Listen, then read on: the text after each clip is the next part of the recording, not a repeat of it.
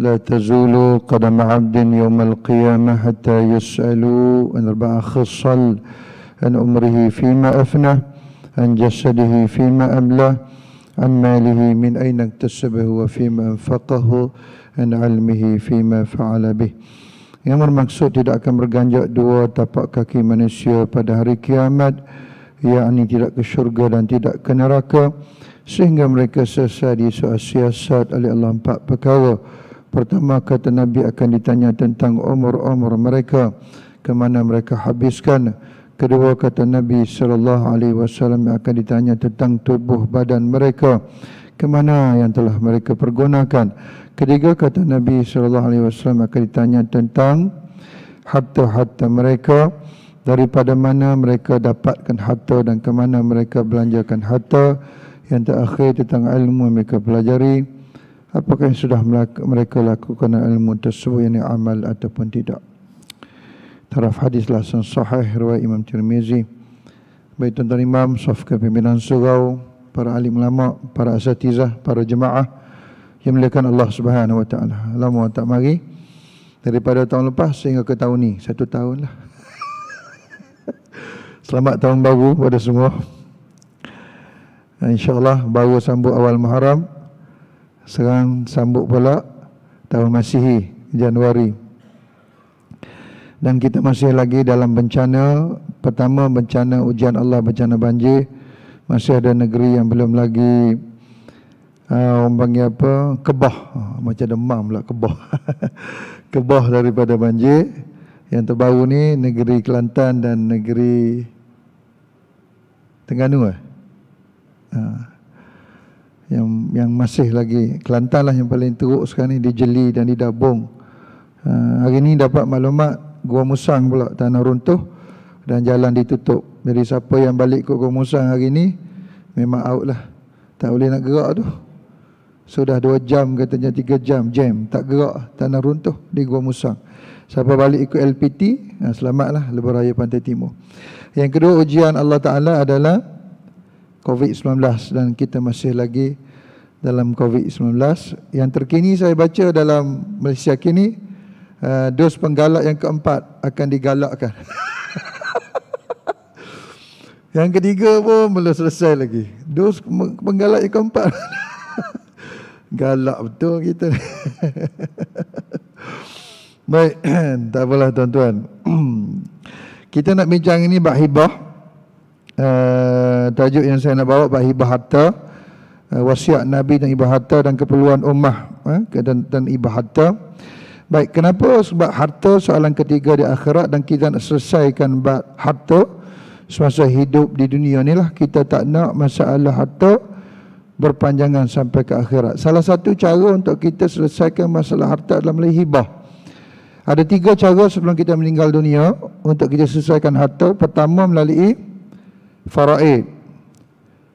Yang kedua, melalui wasiat. Ketiga, melalui hibah. Ada 3. Yang keempat, ada satu lagi, serahkan kepada saya. Itu pun boleh juga. Tapi sebelum kita meninggal ada 3 cara lah. Faraid, kita tak payah buat apalah selepas kita mati. Prosesnya sudah pun termaktub dalam Al-Quran dan hadis Nabi. Faraid berkuat kuasa selepas kita mati. Wasiat dan hibah, ada proses pemesahan harta juga, tapi dibuat masa kita hidup. Faraid lepas kita mati. Wasiat dan hibah boleh dibuat masa kita hidup. Tapi kalau kita mati, kita buat hibah, buat wasiat, memang orang takut lah. Sebab faraid mati, wasiat dan hibah mesti dibuat masa hidup. Baik, tak apa Ustaz, faraid ada. Ini biasa kita dengar, satu paradigma atau satu understanding, fahaman. Tak apa, kalau mati pun faraid ada. Tak payah buat hibah, tak payah buat wasiat. Tak apa Ustaz, kita buat wasiat ya bang, isteri kata. Muslimat dah. Oh, kat tepi sana muslimat. Singgah kat atas. Oh, sana muslimat. Ada skrin juga sana? Ada, alhamdulillah. Kita buat wasiat ya bang. Abang ada, tak apalah, mati lambat lagi. Kan? Tak payah buat wasiat lagi lah.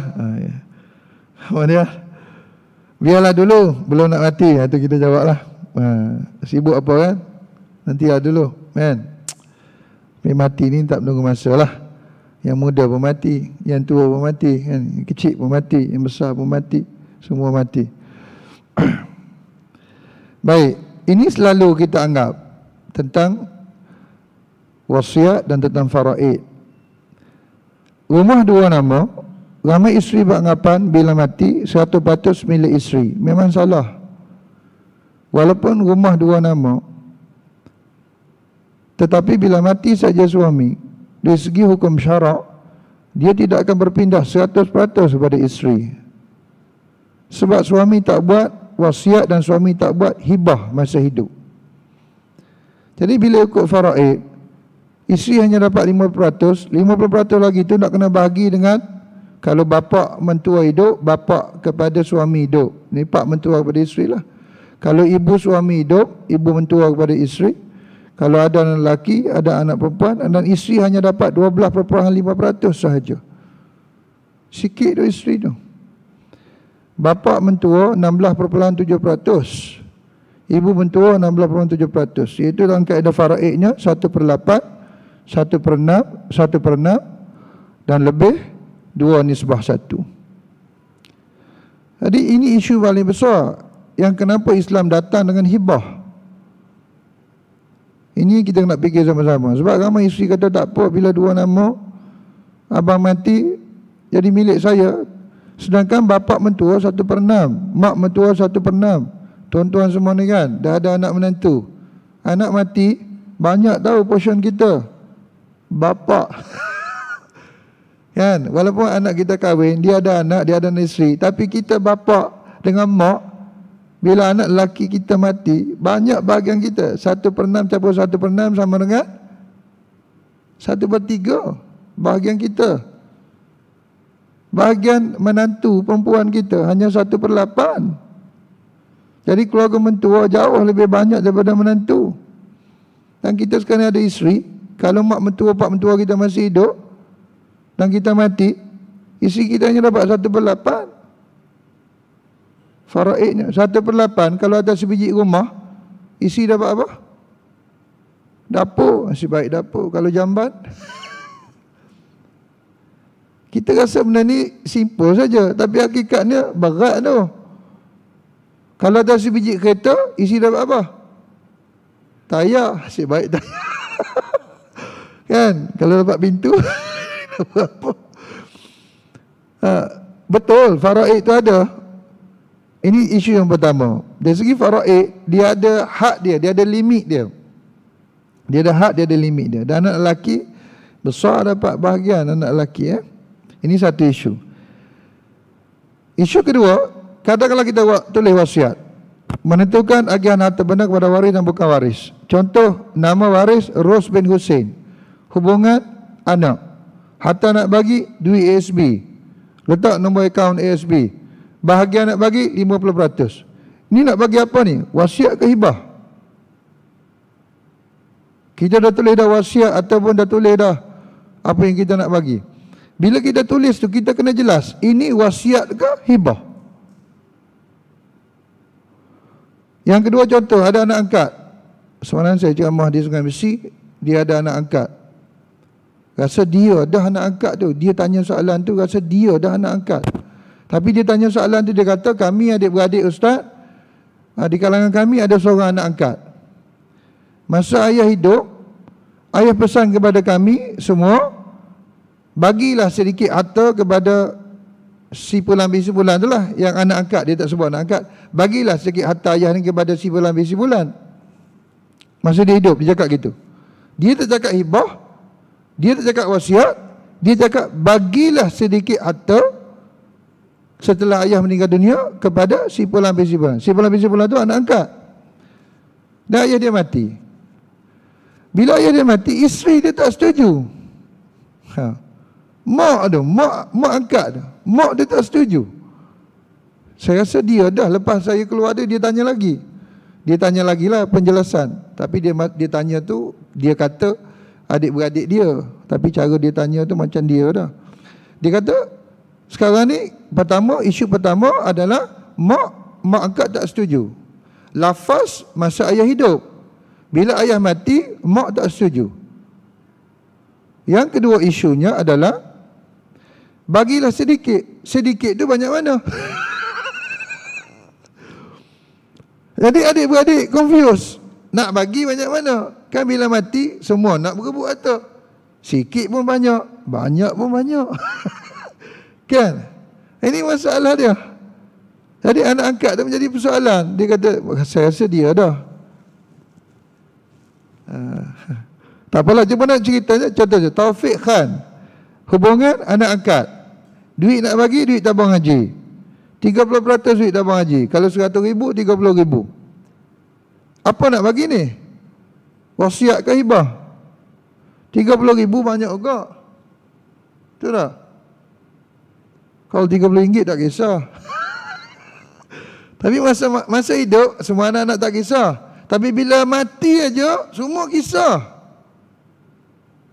Banyak tu 30% tu, kan?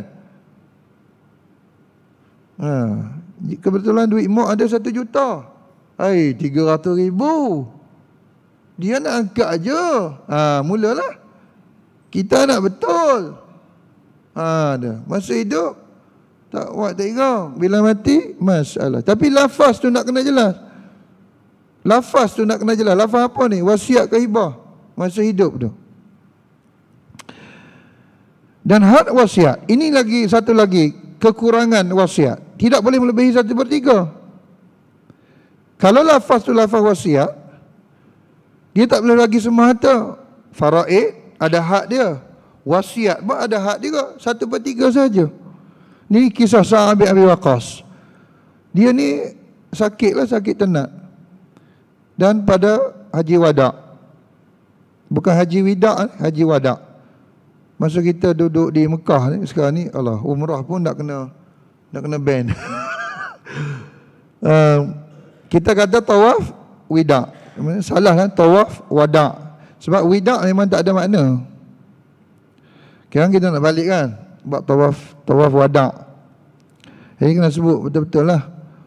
Kadang-kadang sebutan tu menjadi masalah kerana ia akan berubah makna. Macam Palestin. Apa sebutan betul?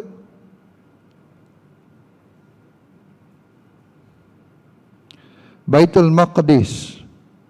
Apa sebutan betul? Kita duduk tengok news, berita Palestin, Baitul Maqdis. Betul ke sebutan? Sebutan betul? Betul tak je?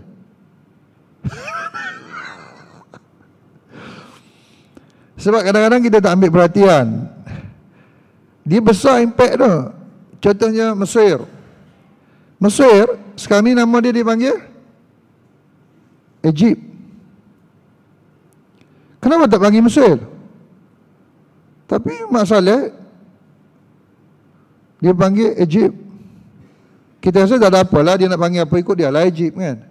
Tapi 100 tahun lagi, kalau kita Egypt, akhirnya Mesir di mana?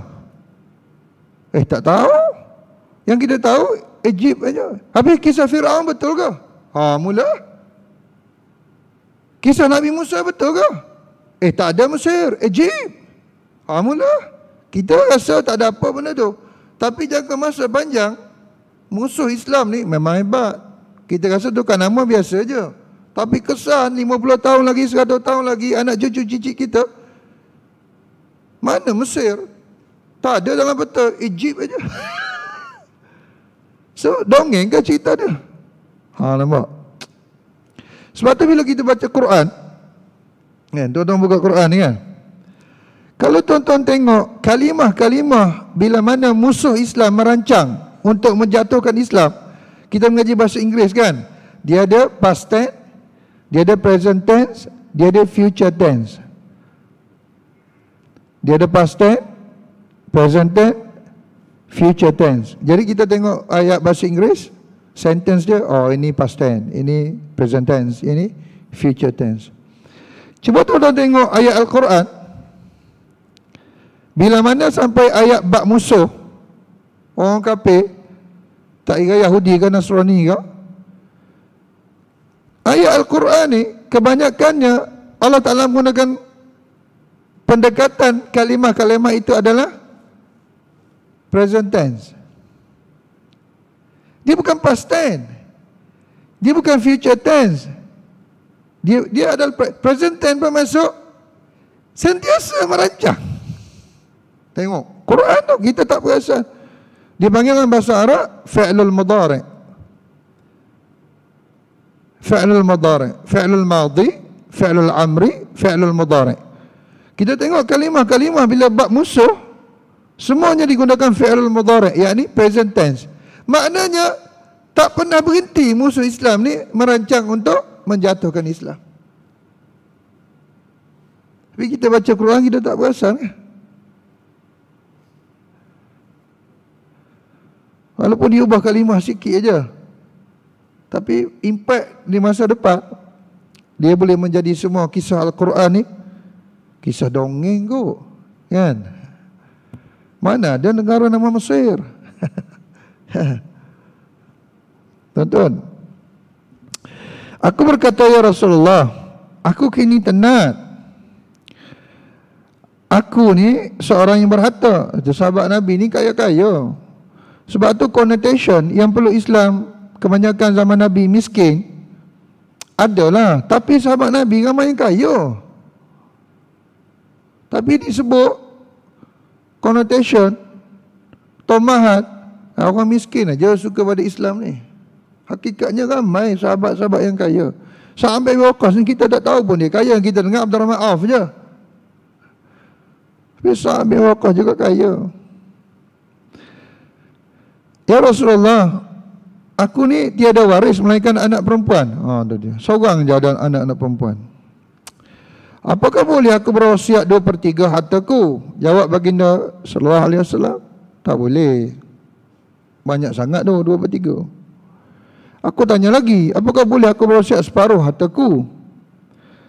Jawab Nabi, tak boleh juga. 1/3 saja. 1/3 pun sudah banyak. Sesungguhnya engkau meninggalkan waris engkau dalam keadaan kaya lebih baik daripada engkau meninggalkan mereka miskin dan minta-minta dari orang ramai. Tengok Islam, dia suruh kita kaya sebenarnya, daripada tinggal waris kita dalam kapal-kapal dana fakir miskin, dok minta-minta dengan orang, dok merayu sana. Ni hadis sahih riwayat Bukhari dan Muslim tu, muttafaqun alaih. Mana hujah yang kata Islam tak suruh kita kejar harta? Ni dalil dia ni.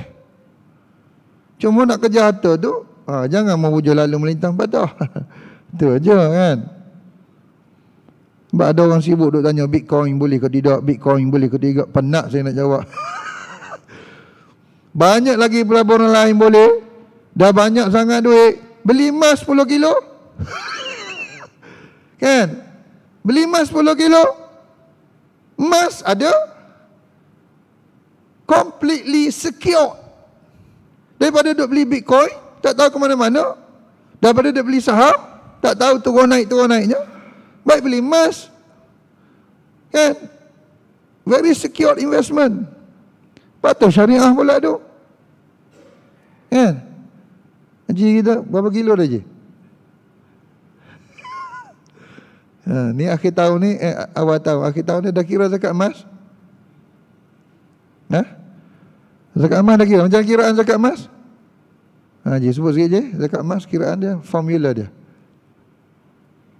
Berat emas kali dengan harga semasa kali dengan 2.5%. Itu formula dia, mudah je. Berat emas, berapa berat emas yang kena nisab, yang kena zakat, berapa berat emas? Kan saya kuliah online itu bab zakat kan. Ramai jemaah tak join online. Tak seronok lah ustaz online kan. Masa itulah cucu ganggu lah kan. Masa itulah cucu pun nak pegang juga handset kita lah, nak main laptop kita lah kan.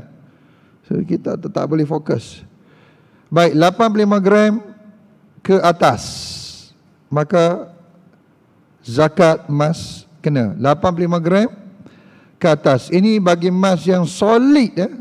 Dipanggil emas ghairu hulli. Emas ada dua jenis, hulli, ghairu hulli.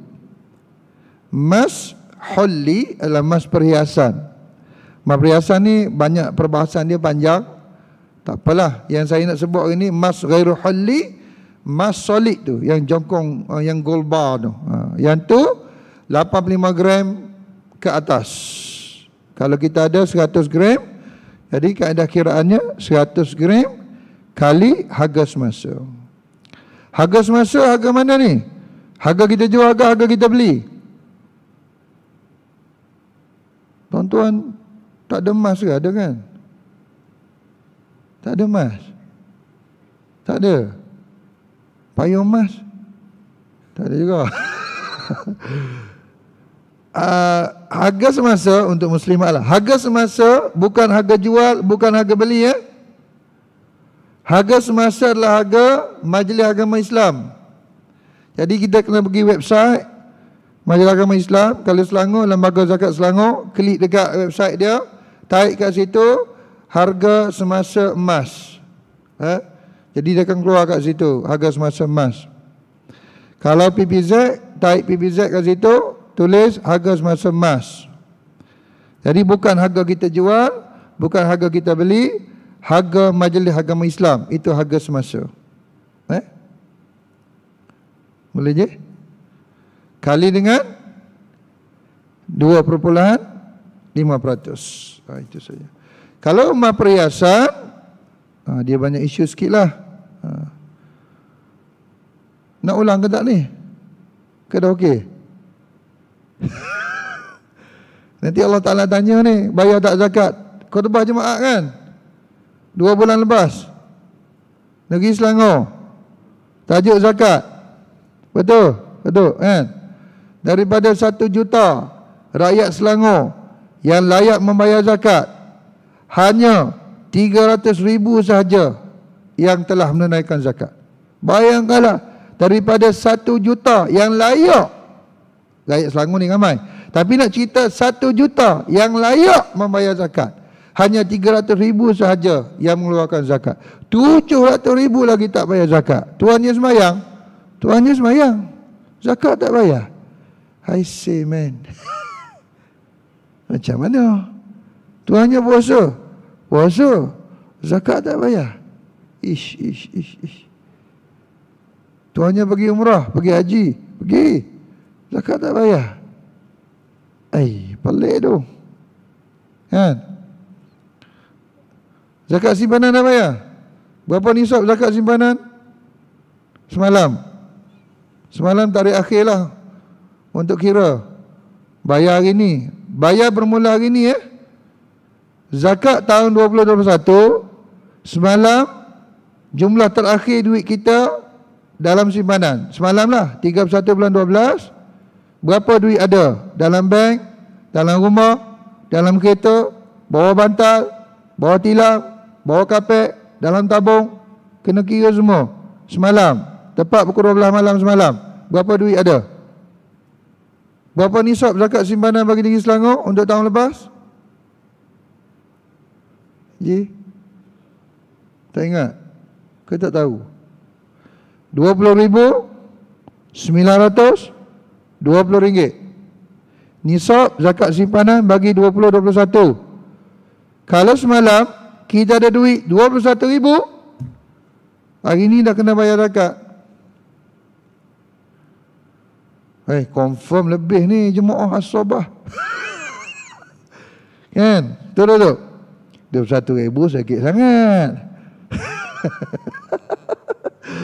Kalau semalam duit ada 30,000, 40,000, 500,000, 1 juta, 2 juta, 31 pukul 12 malam, memang kenalah. Dia tak kisah bulan 1 kita dah berapa duit, dia tak kisah bulan 2 kita dah berapa duit, dia tak kisah bulan 5 kita dah berapa duit, dia tak kisah bulan 8 kita dah berapa duit, dia tak kisah bulan 10 kita dah berapa duit, dia kisah semalam. Itu metod kiraan zakat Negeri Selangor. Dia kisah semalam, semalam kita ada berapa duit. Kalau semalam kita ada duit melebihi nisab, memang kena zakat. Sebab tu siapa nak bayar hutang kita, jangan minta dia bayar semalam.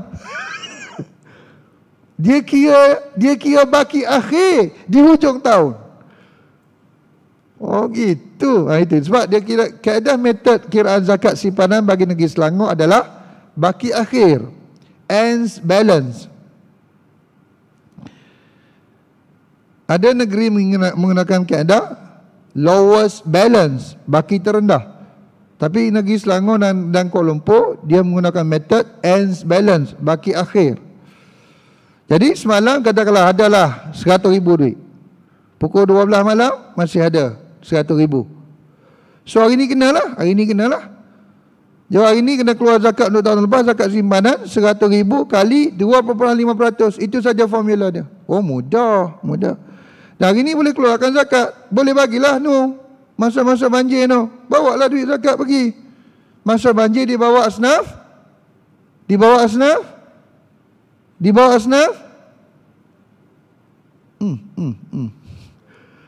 asnaf gharimin. Orang yang berhutang. Jadi kita dah ada duit sekarang ni, boleh bayar zakat simpanan. Orang semua perlukan. Sekarang lah waktu terdesak ni. Pergilah Ulu Langat. Pergilah buat rombongan Temeluk. Duit-duit zakat ni Jemaah As-Sabah banyak tu. Jadi tuan-tuan boleh bayar zakat bermula tahun ini, sekarang hari ini, sehingga 31 bulan 12. Zakat tahun 2021, tuan-tuan boleh keluarkan zakat bermula pada hari ini 1 bulan 1 sehingga 31 bulan 12 tahun 2022. Bila-bila masa, tak mestinya keluar hari ini. Tak maksudnya keluar tu agih. Tak mesti, tapi kiraan zakat dah kena buat. Agih tak semestinya agih hari ni. Agih mesti dalam tahun 2022. Bila-bila masa aja dalam tahun 2022. Ikut tuan-tuan lah. Saya zakat simpanan lah. Saya pecah 4. Pertama saya agih bulan 1 ni. Bulan 1 saya agih dah. Untuk buka-buka sekolah ni.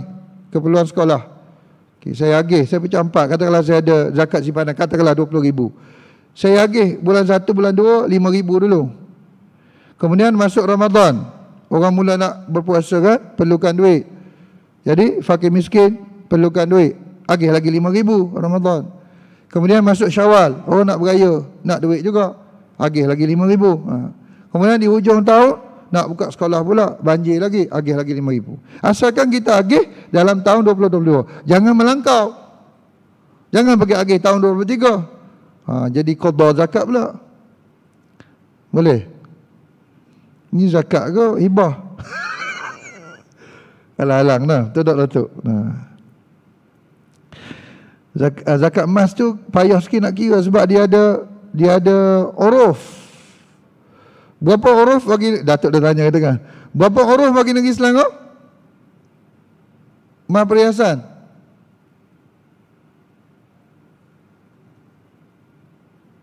Tuan-tuan memang tak ambil ni, tak ambil tahu zakat perhiasan. Berapa uruf bagi negeri Selangor?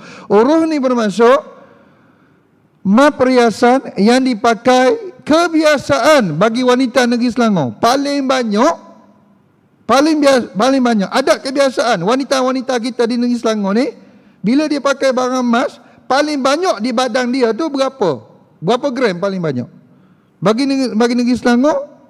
Uruf, kebiasaan, adat wanita negeri Selangor, kalau dia pakai emas gelang ke, emas kalung ke, emas ubang ke, emas gelang kaki ke, uruf, adat kebiasaan wanita negeri Selangor, dia pakai emas sebanyak 800 gram.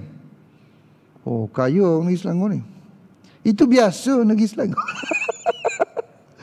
Itu panggil kebiasaan. Jadi siapa di negeri Selangor, dia pakai emas sehingga 800 gram, dia pakai sehingga 800 gram. Tak kira lah dia pakai, dia ada emas 800 gram, dia pakai, dia tukar lah. Hari ni pakai ni, bulan ni pakai ni, bulan depan pakai tu pula. Tapi dalam 800 gram tu, semua emas tu dia duk pakai, gila-gila pakai, maka tak kena zakat padanya. Oh gitu, asalkan pakai je. Pakai lah, sekejap pun tak apa. Tapi kalau dia ada 1,000 gram, 1,000 gram, Walaupun dia pakai, hari-hari pakai, suruh suami dia pun pakai, tetap kena sebab melebihi uruf. Itu dia punya kaedah mas perhiasan, mas hulli. Tapi kalau mas perhiasan tak pakai, walaupun 100 gram, tetap kena, tak pakai. Minimum 85 gram ke bawah. Sama juga macam mas jongkong lah. 85 gram ke bawah, pakai ke tak kena. 85 gram ke atas, kalau tak pakai, kena. Kalau pakai, sehingga 800 gram, baru tak kena. Tapi kalau melepasi 800 gram, walaupun pakai, memang kena juga. Cuma Negeri Selangor, macam Datuk tanya itu, dia ditolak dengan uruf.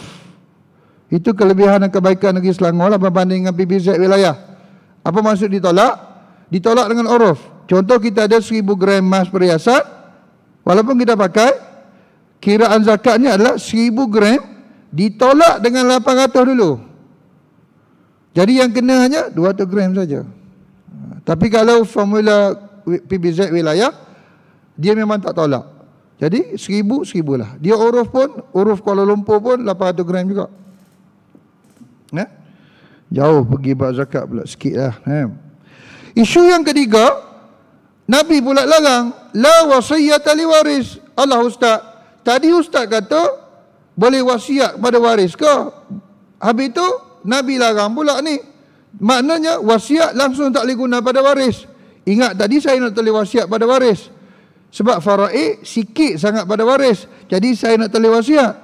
Wasiat pun Nabi larang kepada waris. Jadi kalau kita nak tambah harta kepada waris, cara yang terbaik adalah hibah. Hebat Islam ni. Semua ada solusi. Sebab Nabi kata la wasiyata li waris. La wasiyata li waris. Sebab waris dah ada hak faraid. Kenapa kamu nak tambah lagi wasiat pada harta? Nabi laranglah. Tapi kalau nak tambah juga, gunalah hibah. Oh, itu kehebatan hibah. Itu kelebihan hibah. Kan? Kalau kita buat juga wasiat pada waris, apa jadi? Kalau kita tulis juga wasiat pada waris, apa jadi? Kita langgar hadis ni lah. Sebab tu lafaz tu penting. Lafaz kita nak bagi harta pada keluarga kita, pada isteri, pada anak, pada suami. Lafaz tu lafaz apa? Kalau lafaz wasiat, memang melanggar lah. Jadi kena lafaz hibah lah. Atau kena tulis dokumen hibah. Yang sekarang ni hibah amanah tu banyak cerita kan. Itulah bendanya. Saya bukan nak kempen mana-mana agensi. Tapi kadang-kadang kita tak nak dengar bila orang-orang operator takaful datang nak bagi taklimat pada kita. Sebab kita kata apa nak kempen, kempen sibuk nak kempen ni, nak apa ni, nak apa dia panggil apa tu? Commission. Yalah, itu commission satu hal lah. Tapi nak ceritanya Islam penyelesaian kepada faraid dan wasiat. Okey, kalau buat juga wasiat kepada waris, Mahkamah Syariah di Malaysia tidak mengiktiraf dan tidak sah. Betul itu. Pergilah mana-mana Mahkamah Syariah apa? Dia tengok waris, innalillahi wa inna ilaihi raji'un. Sebab hadis ni lah. Walaupun mazhab Syafi'i, walaupun dalam mazhab Syafi'i disebut dalam kitab fiqh manhaji membenarkan wasiat kepada waris. Walaupun hadis ni larang, tapi Imam Syafi'i dia tafsir hadis ni lain. Tuan-tuan boleh buka kitab fiqh manhaji tu, di bawah tajuk wasiat. Kata Imam Syafi'i, walaupun hadis ni larang, tapi dia berpendapat tetap boleh berwasiat kepada waris, tapi dengan 3 syarat. Syarat yang pertama, bayar hutang si mati dulu. Jangan duk sibuk-sibuk tulis wasiat, tapi hutang si mati tak bayar. Tak boleh, kata Imam Syafi'i.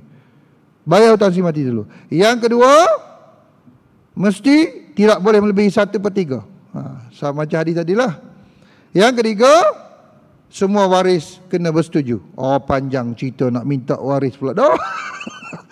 Kan? Minta persetujuan adik-beradik. Mana adik-beradik nak? Sorry lah bang. Tak bagi, saya tak bagi.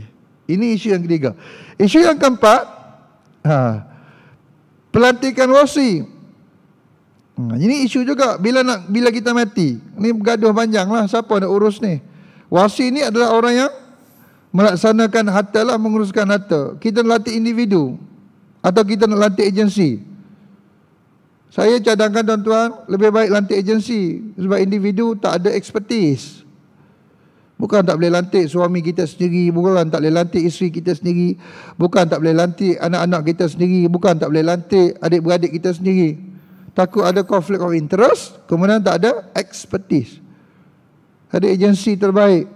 Agensi pula jangan agensi sembarangan. Saya cadangkan tuan-tuan agensi yang ada kaitan dengan government agency lah. Bukan saya nak campaign mana-mana, tapi shareholder agensi yang mari campaign kat kita tu untuk kita tulis wasiat kita, tulis hibah kita, nak tengok, nak kena baca profile, background syarikat tu juga. Nanti kita buat wasiat, kita belum mati, syarikat tu dah mati.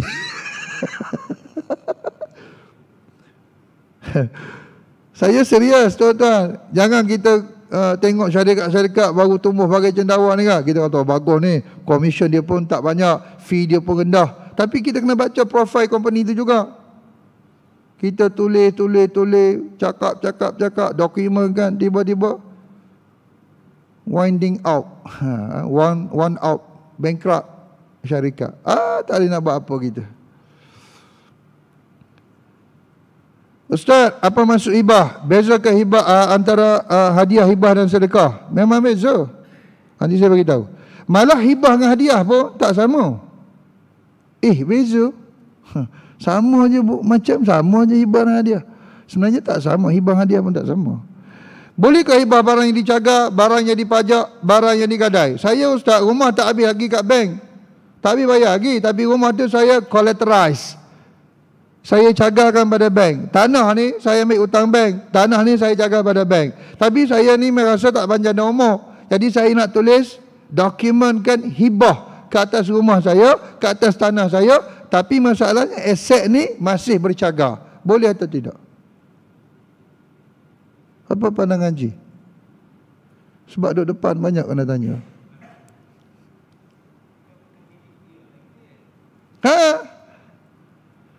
Habis itu macam mana kita nak buat? Kalau kita tak buat hibah sekarang, kan jatuh faraid kan? Sikit pula dapat. Nak buat sekarang, masih cagar kat bank. Macam mana ni ustaz?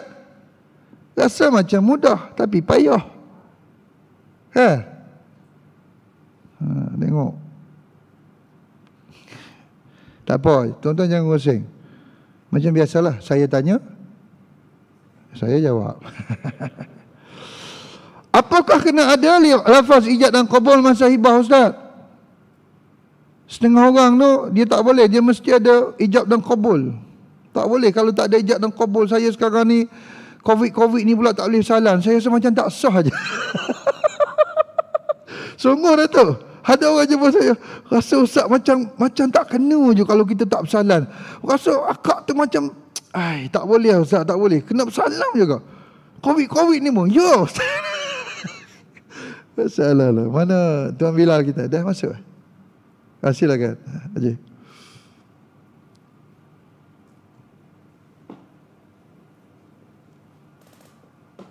Tak ada air ke?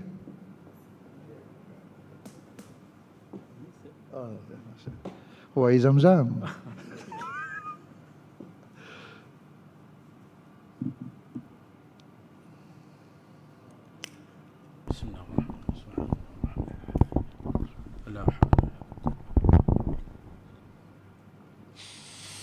Allahu Akbar, Allahu Akbar, Allahu Akbar, Allahu Akbar. Asyhadu an la ilaha illallah.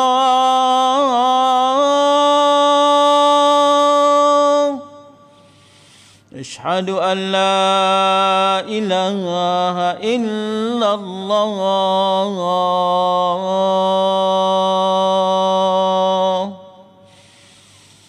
Asyhadu anna Muhammadar Rasulullah.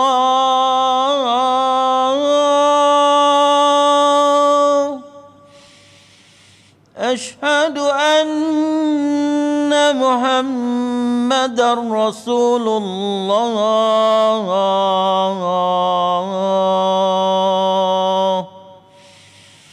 حي على الصلاة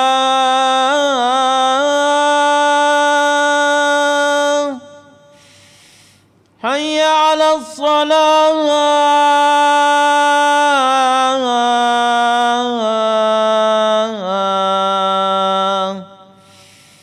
حي على الفلاح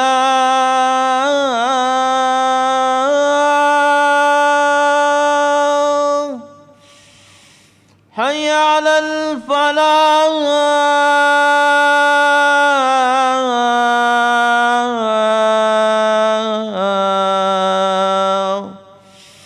الله أكبر الله أكبر لا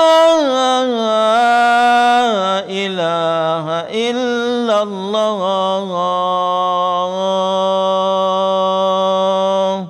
لا إله إلا الله.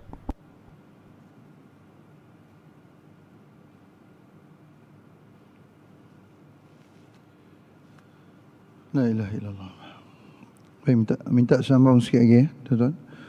Saya sebenarnya datang tadi nak bawa tajuk apa, saya nak sambung zakat sikit lagi. Zakat KBSP dan zakat ASB. Tapi bawa tajuk hibah kot. Saya ingat kena bawa juga zakat ASB dengan zakat KBSP. Sebab kalau saya bincang zakat ASB, nanti tuan-tuan akan tahu hukum sebenar ASB ni halal ke haram. Sebab zakat tidak boleh dikira untuk harta haram. Dan menarik bila saya tengok zakat ASB tu, kerana fatwa negeri yang beza-beza, kaedah kiraan zakat untuk ASB juga beza-beza. Dan daripada situ kita boleh tahu mana negeri kata haram, mana negeri kata halal. Kita ingat semua negeri kata halal. Bila formula zakat dikenakan ke atas ASB, baru kita tahu sebenarnya ASB ni hukum dia halal ke haram. Nantilah panjang umur kita jumpa tahun ni jugalah. Kan? Okey, lafaz ijab dan qabul kena ada tidak bila kita bagi hadiah? Contoh, kita pergi kenduri kahwin. Ada tak kita lafaz, kita bawa hadiah kepada pengantin ataupun wakil kepada pengantin, keluarga pengantin? Ada tak kita lafaz, kita bawa hadiah tu? Contohlah rice cooker lah, periuk nasi, bungkus balut elok-elok, freezer besar sangat. Periuk nasi lah bawa. Okey, jumpa pengantin, jumpa keluarga pengantin. Kita lafaz tak masa kita bagi hadiah tu? Kita bagi hibah tu, lafaz tak? Sah ke tidak? Mana yang sah? Akad nikah ke? Hadiah sah, tanpa lafaz pun sah. Mazhab mana? Mazhab Syafi'i, semua akad wajib berlafaz. Mazhab Syafi'i wajib tahu. Kita mazhab apa? Syafi'i lah. Habis itu kita jual beli, kita sewa menyewa, kita simpan menyimpan, kita wakil mewakil, kita pinjam meminjam, lafaz tak? Ada kadang-kadang lafaz, ada kita tak lafaz. Sebab tu orang tua-tua dulu memang lafaz. Tak? Saya jual, saya beli, saya pinjam, saya menerima pinjam, saya sewa, saya menerima sewa. Semua akad, transaksi, orang tua-tua dulu memang lafaz. Saya wakilkan kau ni. Wakil tahu? Ya. Aku terima wakil dia. Betul tak je? Kita sekarang tapi mazhab kita, mazhab Syafi'i, tuan-tuan boleh buka kitab fiqh. Untuk muamalah ni ada disebut dalam kitab fiqh manhaji. Kitab fiqh manhaji ni kitab fiqh dalam mazhab Syafi'i yang besar lah, lain pada kitab dalam mazhab Syafi'i. Ditulis dalam kitab fiqh manhaji tu, dalam mazhab Syafi'i, semua akad, semua transaksi, semua kontrak, semua agreement adalah wajib berlafaz. Habis itu kita tak lafaz sekarang. Boleh tak? Boleh?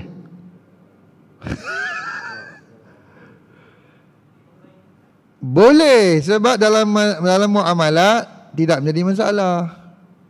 Dalam muamalat tidak menjadi masalah. Kita nak ambil mazhab mana pun boleh dalam muamalat. Dibenarkan talfiq mazahib dalam bab muamalat. Muamalat yang maknanya urusan dengan manusia. Tapi dalam bab ibadah tidak boleh. Dalam bab ibadah tidak boleh talfiq. Talfiq ni maknanya campur mazhab. Campur mazhab. Contoh kita kan mazhab Syafi'i. Sekarang ni banyak dalam masalah muamalat kita campur-campur aja. Kan? Bayar beras, zakat fitrah.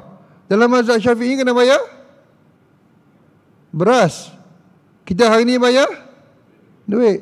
Itu kita ambil mazhab mana tu? Hanafi. Ada isu ke? Tak ada isu bab muamalat. Dalam mazhab Syafi'i lagi, beras yang macam mana? Zakat fitrah. Beras yang kita makan.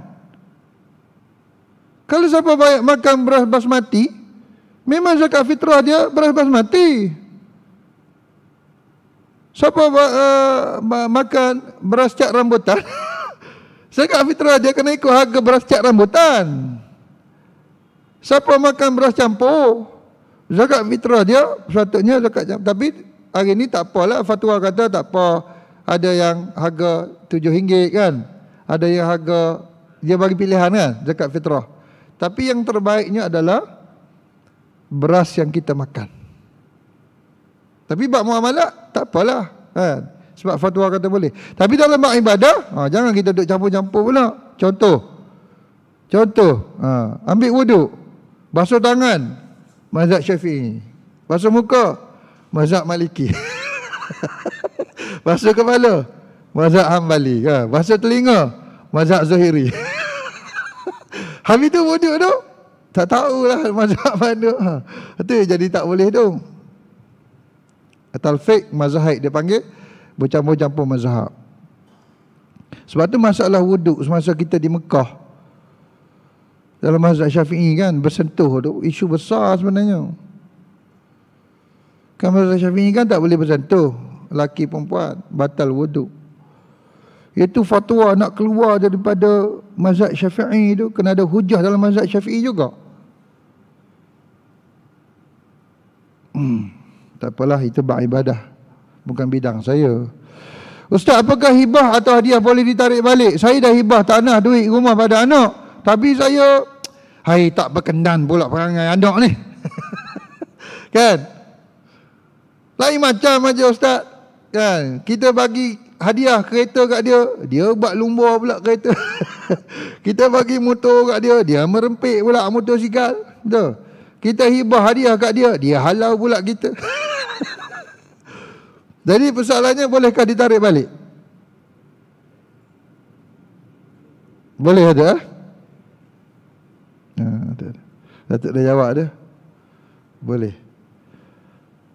Hibah daripada ayah dan ibu kepada anak, bila-bila masa boleh ditarik balik. Tak ada isu lah. Walaupun kita dah fully documented, tapi kita memang tak berkenan lah dengan cara anak kita tu, apa-apalah yang menyentuh hati kita, perasaan kita, ataupun tak kena dengan adik-beradik yang lain, kita rasa tak boleh ni. Mungkin lesson learn, ataupun kita nak bagi dia lesson pengajaran, kita tarik balik lah. Boleh, tak ada isu, boleh. Itu hadis Nabi, hadis sahih tu, riwayat Imam Muslim, bahawa Nabi sebut dengan jelas dibenarkan ditarik balik hibah daripada ayah dan ibu kepada anak. Bagaimana hibah anak kepada ayah dan ibu? Tidak boleh ditarik balik. Kalau kita anak dah bagi hibah pada ayah dan ibu, memang tidak boleh ditarik balik. Bagaimana hibah isteri kepada suami dan suami kepada isteri? Juga tidak boleh ditarik balik. Habis itu macam mana ni Ustaz? Saya nak hibah kepada suami saya, tapi saya takut suami saya cari lain.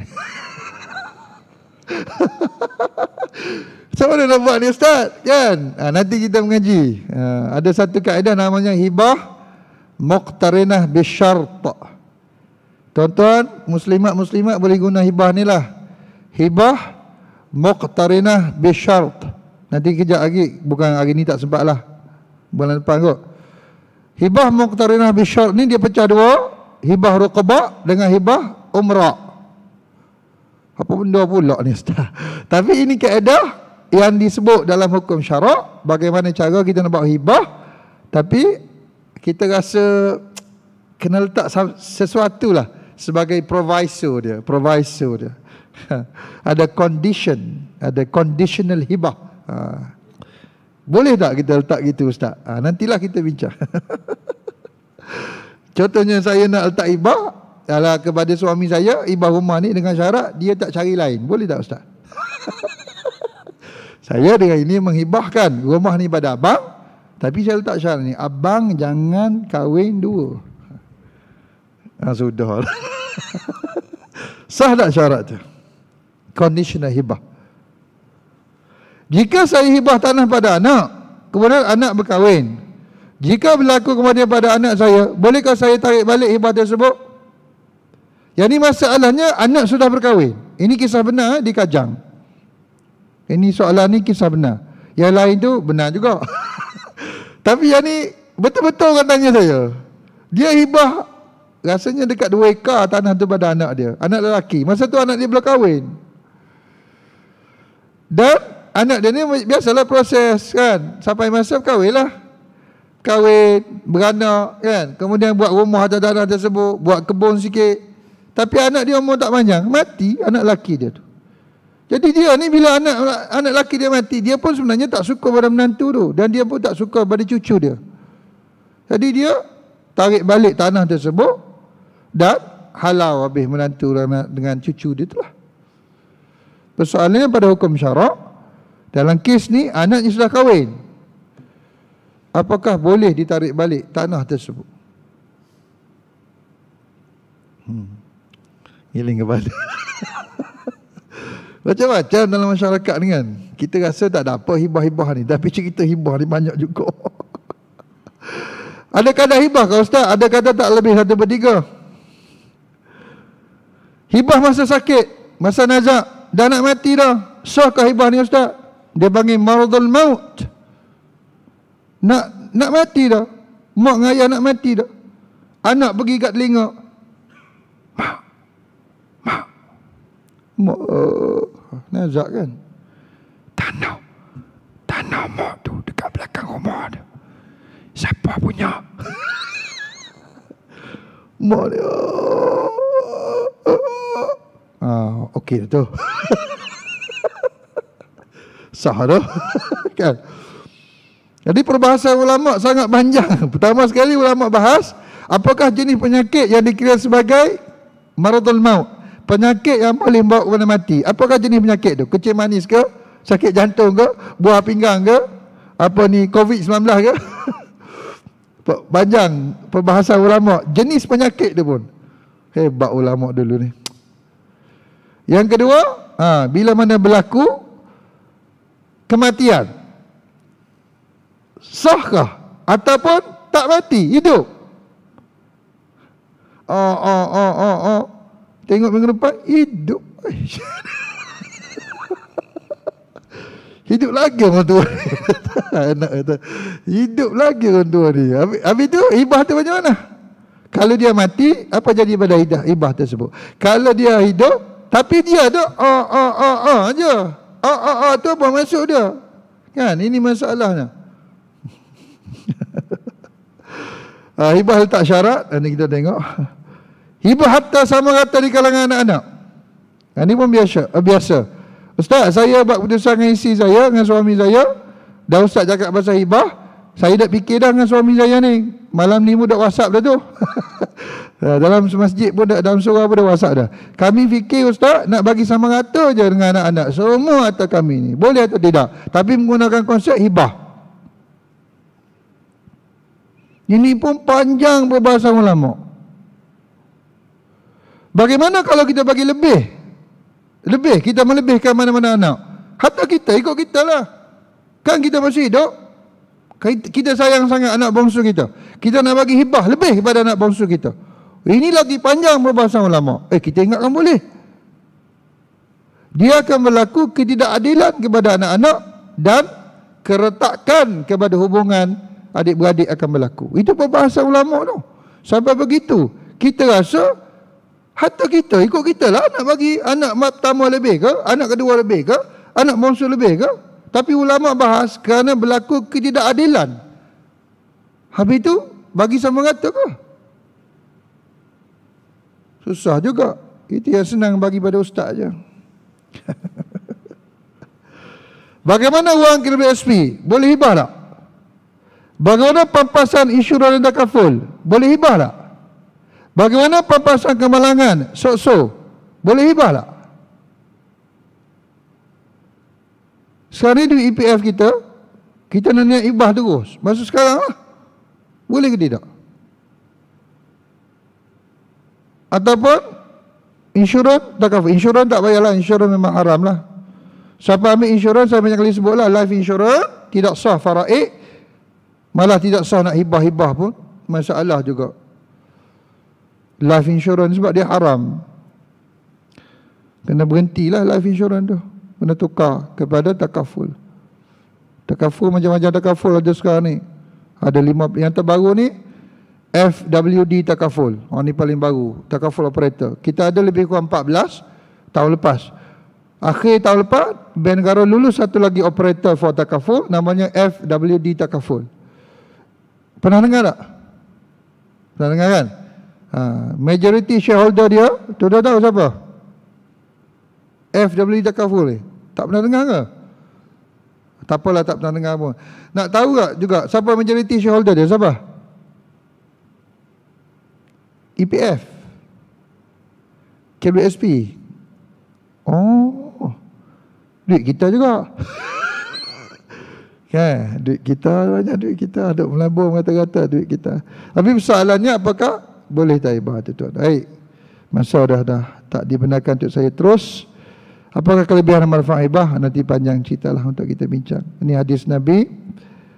Ini yang saya kata 8 peringkat urus harta. Cuma hadis Nabi sebut tahadu, tahabbu. Memberi hadiahlah kalian, niscaya kalian akan berkasih sayang. Cuma hadiah macam mana tu kasih sayang tu? Tapi orang kita suka lah orang bagi hadiah. Dan orang pun suka menerima hadiah, betul tak? Haji suka tak orang bagi hadiah? Suka kan? Lepas tu Nabi kata, saling memberi hadiah lah, niscaya kamu akan berkasih sayang. Kan? Jadi jemaah-jemaah masjid datang ke masjid, bawa hadiah sikit-sikit. Sebelum balik tukar hadiah. Suka sama suka. Terima kasih banyak, insya-Allah. Nanti kita sambung isu-isu yang ada, panjang lagi bab hibah dengan bab hadiah. Yang pentingnya ilmu yang kita pelajari hendaklah diamalkan. Sebab soalan keempat di padang mahsyar adalah tentang ilmu. Apakah ilmu yang kita pelajari amal ataupun tidak? Bersesuaian dengan kita amalkanlah. Tapi terserah pada tuan-tuan lah, kalau nak ambil kaedah faraid ke, nak ambil kaedah wasiat ke, kaedah hibah ke. Saya hanya menyampaikan ilmu Allah Subhanahu Wa Taala. Mohon maaf salah dan silap. InsyaAllah kita jumpa soal jawab sesi akan datanglah. Tuan-tuan boleh tanya apa-apa saja tuan-tuan nak tanya. InsyaAllah saya cuba jawab dengan sebaik mungkin. A'udzubillahi minasyaitonirrajim. Bismillahirrahmanirrahim. Alhamdulillahirabbil alamin. Allahumma salli wa sallim ala sayyidina Muhammad wa ala alihi wa sahbihi ajma'in. Allahumma inna nas'aluka ridhaka wal jannah wa na'udzu bika min sakhatika wan nar. Allahumma arinal haqqa haqqan warzuqna ittiba'ah wa arinal batila batila warzuqna ijtinabah. Rabbana 'alaika tawakkalna wa ilaika anabna wa ilaikal masir. Wa sallallahu ala sayyidina Muhammad wa ala alihi wa sahbihi wa sallam. Alhamdulillahi rabbil alamin. Mohon maaf salah dan silap. Assalamualaikum warahmatullahi wabarakatuh.